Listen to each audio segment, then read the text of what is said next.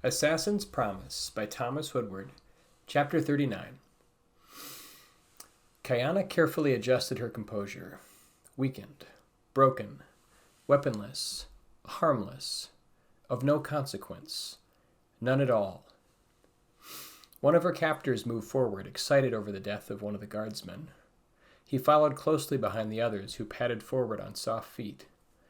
Kayana readied herself. She would not let the child die. She would do so first and meet that fate grinning. She dislocated her shoulder, a loud popping sound announcing it.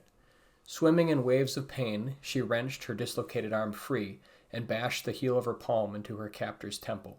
She did it again. Again. The man crumpled to the ground, soundlessly. Mute pain was frozen into his features. With an ear-wrenching pop, she braced herself and pushed her shoulder back into its socket. Pain and fire were like a film over her eyes. They were sweet and all-encompassing. Unfastening her other bonds, she regained her heavy blade, Kanan Sa. It meant teacher of blood in the ancient native language of her people. Kayana leapt to her feet, albeit a little unsteadily at first. 3 men and a woman moved ahead of her, toward the driver's cart. Still others were securing their horses to the rear of the wagon, preparing to climb up. There was no time. Moving on legs that ached from being bound under her, she felt the air move swiftly over her limbs. Anticipation built and rose to a crescendo within her. She glided forward like a pall before the grave. Every movement was efficient, exact. She sped lithely onward, unworried about protecting her back from those behind her.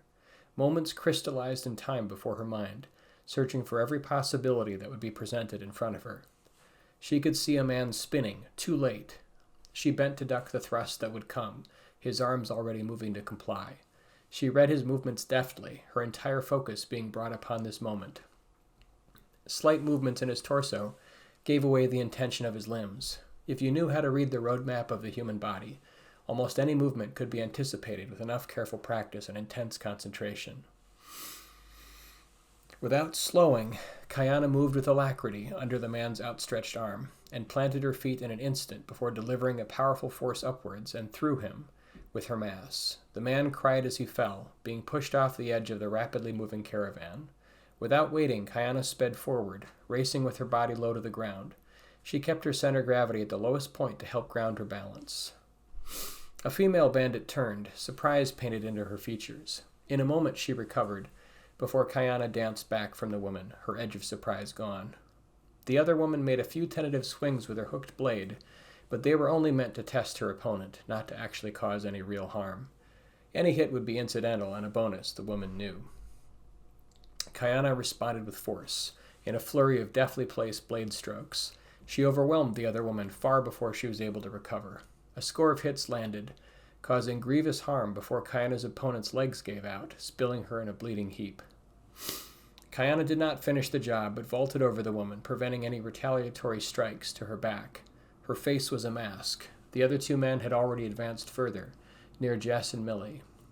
They had heard Kayana's approach, and were conflicted with whether to proceed or turn and face the new threat.